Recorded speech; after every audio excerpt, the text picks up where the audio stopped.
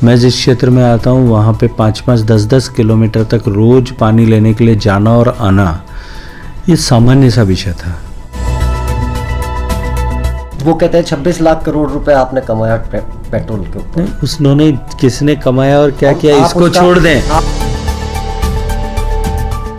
देश में सबसे महंगा पेट्रोल बेचने वाला प्रदेश और देश में सबसे महंगा, सबसे ज्यादा टैक्स वसूल करने वाला प्रदेश पेट्रोलियम में कोई अगर है तो वो राजस्थान है। राजस्थान की सरकार को इसका जवाब देना चाहिए।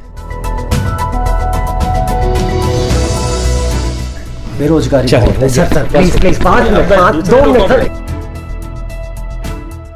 नमस्कार, मैं हूं रजत खन्ना। हमारे साथ हैं आज केंद्रीय जल शक्ति मंत्री गजेंद्र सिंह जी शेखावत। शेखावत साहब पिछले अपने 1 दिवसीय दौरे पे हैं हड़ौती के, और इनको इस बीच में बहुत सारे काम यहाँ पे कार्यकर्ताओं के साथ में बैठकें वगैरह भी करनी है।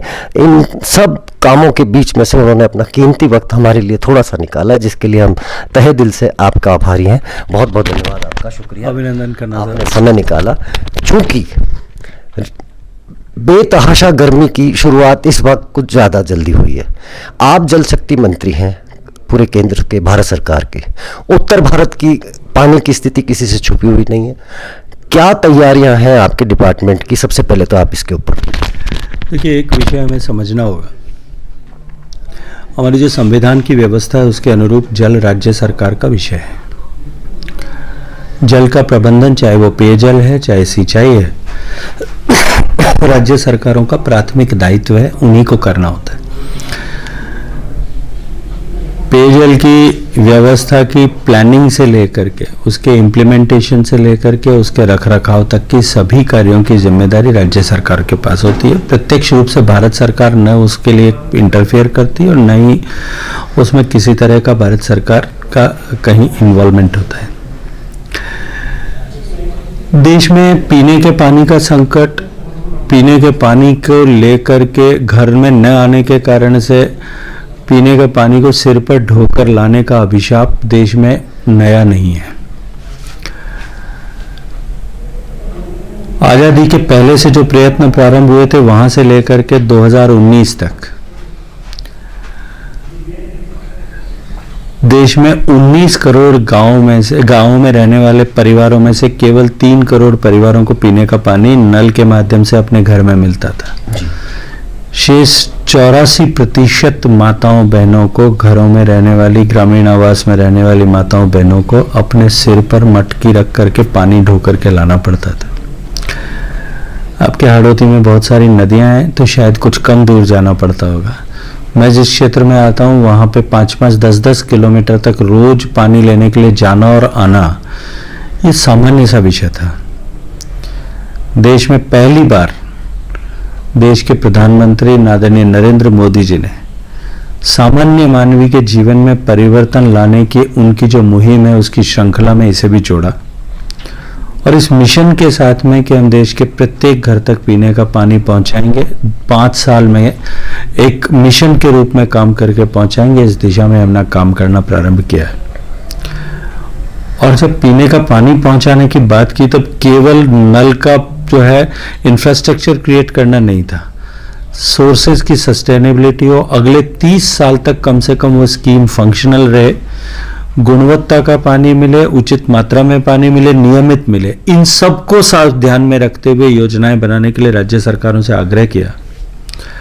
कोविड की आपदा होते हुए भी पिछले इस 2.5 साल के कालखंड में हमने 6 करोड़ 20 लाख परिवारों को नया पानी कनेक्शन देने में सफलता प्राप्त की है।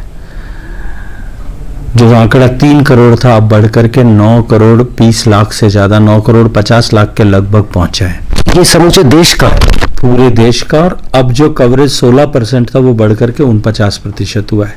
तो कम से कम 6.25 करोड़ 6 करोड़ 20 लाख घरों की माताओं बहनों को उस अभिशाप से, जो पानी ढोके लाने का अभिशाप था, उससे मुक्ति मिल चुकी है।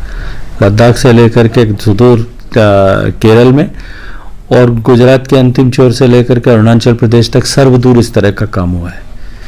और जैसा मैंने कहा कि ये काम करने की जिम्मेदारी राज्य सरकारों की थी, भारत सरकार ने वित्तीय सहायता उसके लिए उपलब्ध कराई। दुर्भाग्य यह है कि मैं जिस प्रदेश से आता हूं और जिस प्रदेश में आपसे बैठ करके बात कर रहा हूं, वो प्रदेश यदि पिछले 2.5 साल में हुई प्रगति की दृष्टिकोण से मैं समीक्षा करूं तो देश के 33 प्रांतों में 32वें नंबर पर है। प्रगति की जो काम किया है उसकी प्रगति। जब हमने काम प्रारंभ किया था देश में 16% था, जैसा मैंने कहा अभी 49% हुआ है। राजस्थान में 12% था, अभी 24% के लगभग छूने वाला है। केवल 12% प्रगति हो पाई है। और यदि मैं देश के एवरेज से तुलना करूं कि देश में के प्रांत में किस प्रांत में कितने % कवरेज हो गया है, तो भी हम देश में 29वें नंबर पर हैं। और ऐसा उस स्थिति में जब देश में सर्वाधिक संसाधन भारत सरकार ने राजस्थान की सरकार को उपलब्ध कराए। पिछले 3 साल का बजट और इस साल का बजट, ये 4 साल का बजट ये मैं जोड़ूं तो एश्योर्ड ग्रांट जो भारत सरकार की तरफ से प्रस्तावित की गई थी वो 27,000 करोड़ रुपए थी। और आपको जान के आश्चर्य होगा, लेकिन आपको और आपके दर्शकों को जानना चाहिए कि उस 27,000 करोड़ की ग्रांट में से राजस्थान सरकार केवल 4,200-300 करोड़ रुपए ही विड्रॉ कर पाई। और जो विड्रॉ किया था उसमें से भी खर्च 3,200-300 करोड़ ही कर पाई। ऐसा क्यों? ऐसा क्या हुआ? वजह क्या मानते हैं आप? राजस्थान सरकार पे आप आरोप लगा रहे हैं, क्या वजह रही? मुझे लगता है कि ये प्रश्न आपको राजस्थान सरकार के प्रतिनिधियों से पूछना चाहिए कि ऐसी क्या वजह है कि जब आपके पास में पीने का पानी क्या मुहैया कराने के लिए भारत सरकार 50% पैसा दे रही है, भारत सरकार आपको तकनीकी सहायता यदि आवश्यक है तो वो देने के लिए तैयार है, उसके बावजूद भी जब देश के अन्य प्रदेश, बिहार 95% कर सकता है, हिमाचल प्रदेश जैसी पहाड़ी परिस्थितियों में 99% कर सकता है, तेलंगाना 100% कर सकता है, हरियाणा 100% कर सकता है, तो राजस्थान क्यों नहीं कर पा रहा है? ये प्रश्न जो है उनसे पूछना ज़्यादा उचित होगा। राजस्थान सरकार में जिस तरह का पॉलिसी पैरालिसिस था, जिस तरह से योजनाओं का बनाने का काम भी प्रारंभ नहीं कर पाए, राजस्थान सरकार के पेयजल मंत्री ने खुद फ्लोर ऑफ द हाउस पे इस बात को स्वीकार किया कि हम 2 साल तक काम नहीं कर पाए। तो अब प्रश्न का जवाब तो वही दे पाएंगे। लेकिन राजस्थान सरकार तो आपके ऊपर आरोप लगाती है कि भाई जैसे जीएसटी का जो कलेक्शन आता है वो केंद्र सरकार से उनको पूरा वापस नहीं रिफंड हो रहा, इसी तरीके से महंगाई। मुझे लगता है कि केवल आरोप के लिए आरोप लगाना और इस तरह की चर्चाएं करना, आधारहीन चर्चाएं करना, ये राजस्थान सरकार की और राजस्थान सरकार में बैठे लोगों की आदत बन गई है। इसी तरह की चर्चाएं उन्होंने और भी कई सारे विषयों को लेकर के की है। वित्त मंत्री ने खुलासा करके कहा कि किसी भी प्रदेश का एक भी पैसा जो है वो जीएसटी ग्रांट का बकाया नहीं है पिछले महीने तक का। इसलिए अपने वित्तीय कुप्रबंधन का ठीकरा, अपनी विफलताओं का ठीकरा दूसरों पर फोड़ना। अब राजस्थान में जब आप काम नहीं कर पाए हो, इस प्रश्न का जवाब आप पूछेंगे तो शायद उसके लिए भी कोई वो नया बहाना और तर्क गढ़ करके भारत सरकार पर डालने की कोशिश करेंगे। अपनी विफलताओं को छुपाने के लिए 90-10 ग्रांट हमको मिलनी चाहिए, इस बात की चर्चा भी शायद करेंगे। लेकिन जब देश के सभी प्रदेश एक साथ भारत सरकार द्वारा उपलब्ध कराई गई सहायता के आधार पर आगे बढ़ रहे हैं, तब केवल राजस्थान की सरकार ही क्यों पिछड़ पा रही है या क्यों नहीं कर पा रही है, इस बात की चिंतन और मनन राजस्थान सरकार में बैठे लोगों को करना चाहिए। लेकिन देश में महंगाई बहुत है साहब, इससे तो आप सहमत होंगे? निश्चित रूप से महंगाई बढ़ी है। ये किसकी विफलता है? निश्चित रूप से महंगाई बढ़ी है, लेकिन महंगाई वर्तमान परिस्थिति में वैश्विक परिदृश्य को देखना होगा। पूरे विश्व भर में यूक्रेन रशिया वार के बाद में जिस तरह से महंगाई बढ़ी है, महंगाई के इंडिकेटर्स पेट्रोलियम के प्रोडक्ट्स के साथ में प्रत्यक्ष और परोक्ष रूप से जुड़े होते हैं। यूक्रेन का पूरे विश्व, चलिए इस 90 दिन को छोड़ दिए, पूरे विश्व भर में उसके कारण से महंगाई बढ़ी है।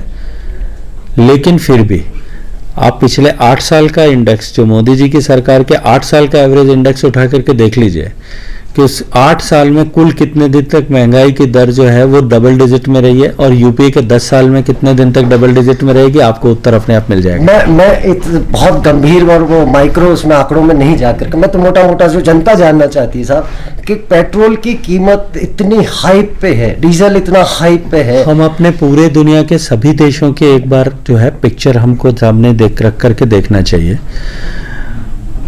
देश की, दुनिया का कोई ऐसा देश ऐसा नहीं है जिसमें पेट्रोलियम की प्राइसेस जो है पिछले 3 महीने में दुगनी नहीं हुई हो। और मैं प्रश्न करना चाहता हूं कि हम दुनिया को भी एक बार छोड़ दें, हम देश के सब प्रांतों की भी एक बार तुलना करके देखें। भारत सरकार के पेट्रोलियम की प्राइसेस और टैक्सेस सब देश के सभी प्रांतों के लिए एक ही जैसी है।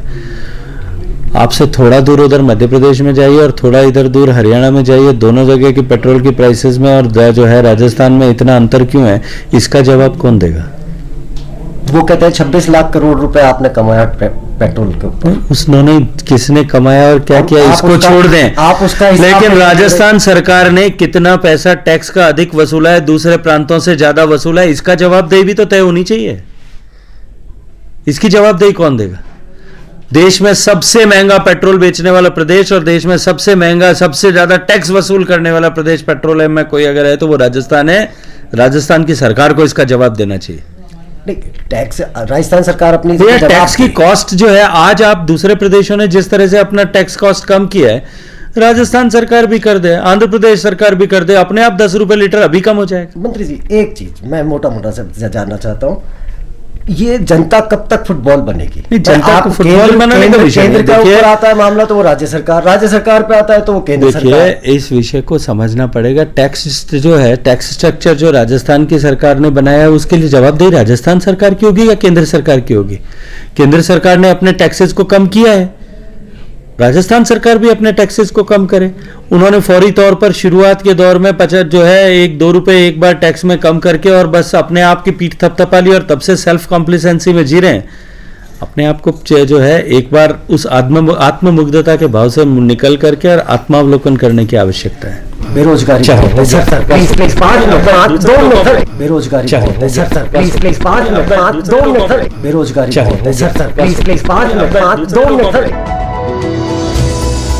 मैं जिस क्षेत्र में आता हूँ वहाँ पे 5-5, 10-10 किलोमीटर तक रोज पानी लेने के लिए जाना और आना, ये सामान्य सा विषय था।